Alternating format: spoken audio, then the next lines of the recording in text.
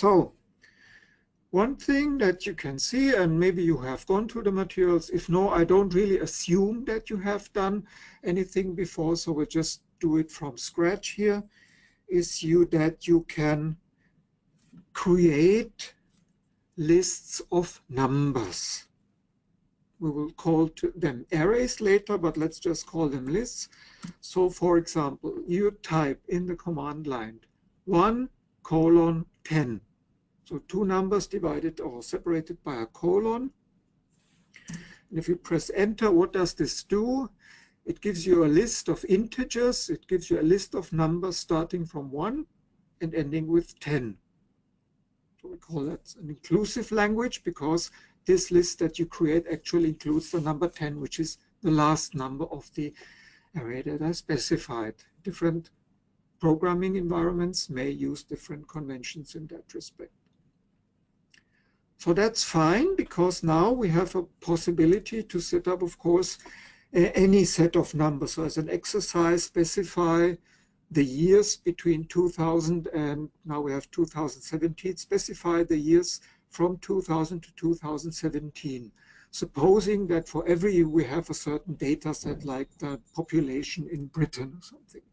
So how would we set this up? We would say we start from 2000. And we want to go all the way to 2017.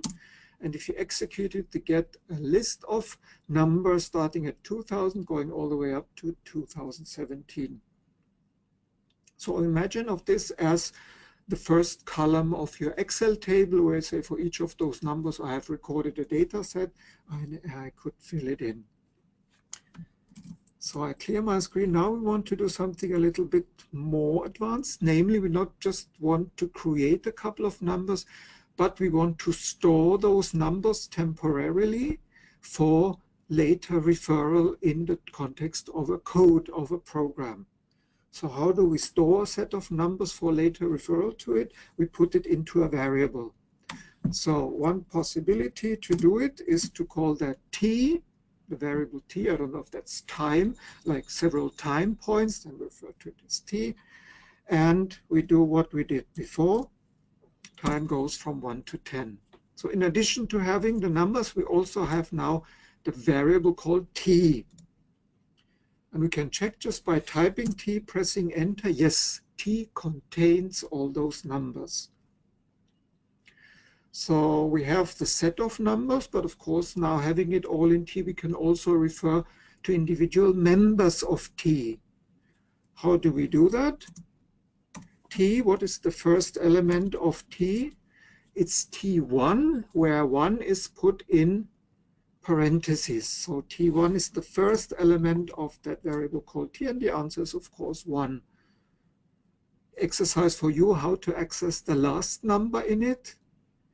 If you know how many numbers there are, you can say t, of course, of that last number. So if it's 10 numbers, you might try t10, and it will tell you it's 10. If you don't know how many elements there are, if you have a big data set and you don't know, MATLAB allows another trick. Just type in t of end, means give me the t value at the last position of this list. And incidentally, it's number 10, of course, so because there are 10 elements in t.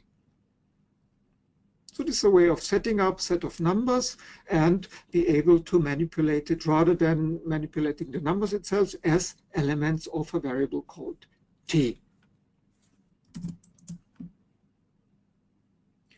Now we can do something. We can use this set of numbers and operate on it mathematically. So we can do mathematical operations with it. For example, we want to have all the square numbers of those numbers that are in our array. So remember what our list is. It's called t, and it's the numbers from 1 to 10. What are the squares of those numbers? How can you get them? Of course, you can square 1, you can square 2, you can square 10. In MATLAB, you can do something that's much easier, namely you can square t. So write t and then this little hat and then write 2, which is the way to express the square of t. Oh, and it doesn't work. It gives you an error message. So for the first time we have encountered something that's very important, namely most of the work in programming, of course, is in getting rid of error messages. Error messages in MATLAB can be recognized by red color of the message that appears. There's a second type of messages, and it is orange. It's warnings. If something shows a warning, then you can still continue to program. If something is red and shows an error, then you need to address it by making a change to it. In this case, the error message actually tells you what we have to do. It says inputs must be scalar and so on. Whether you understand the technicalities is not so important. The next line says to compute element-wise power, and that squaring is one way of doing power, use power dot little hat instead.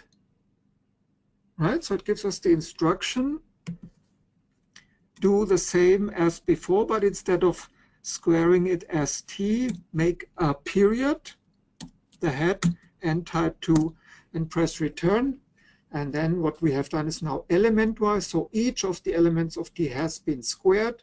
And the output is, if I just repeat it on a fresh window, the answer in MATLAB, 1, 4, 9, 16, and so on up to 100, which is the square of 10, of course. There's many more things that you can do, but let it suffice for the moment that the thing that you will do in the materials is to calculate the sine function.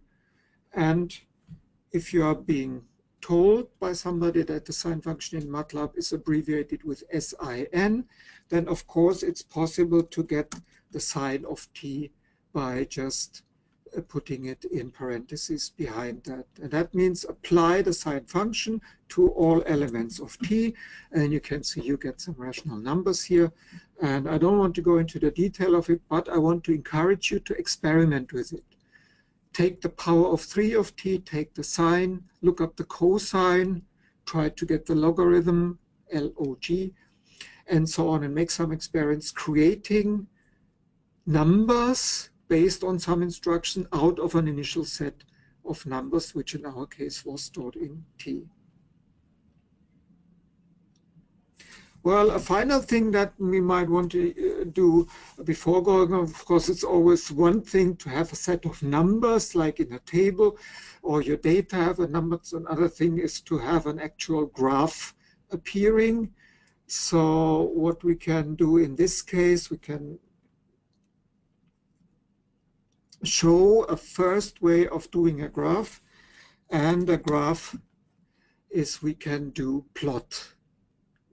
Plot will create a figure from whatever you put in as an argument to plot. So what is an argument? An argument is what is put inside the parentheses following the function, which is called plot in this case.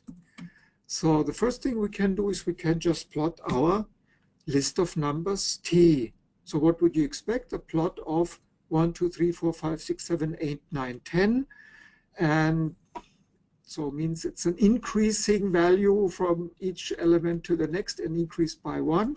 So we can just execute it, press enter in MATLAB, and what you can see is you get the numbers from 1 to 10 just plotted in as a straight line. If I click that away to make it slightly more interesting, of course, we can also do what we did before. We can also plot the square numbers.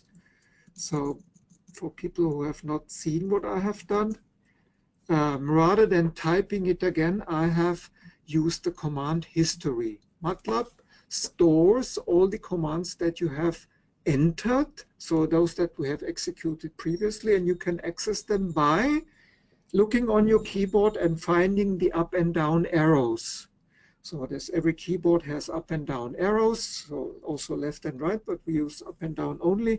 If you click on the up arrow, what you will get is the previously used command. So we can get this text in here, and we remember that the square numbers are accessed like putting a period and a little hat after t. So that would be the square numbers. and it gives an error. Why? Because I have not specified to which power it is. So again, read what we have done, unbalanced or unexpected parentheses or brackets. We have not completed what we wanted to complete. So if we actually take the power of 2, it plots us the square numbers, and you can see them in the middle. I make it a little bit bigger for the moment, but we'll have another instance of plot where we can see how we can actually manipulate plots towards the end of our session today.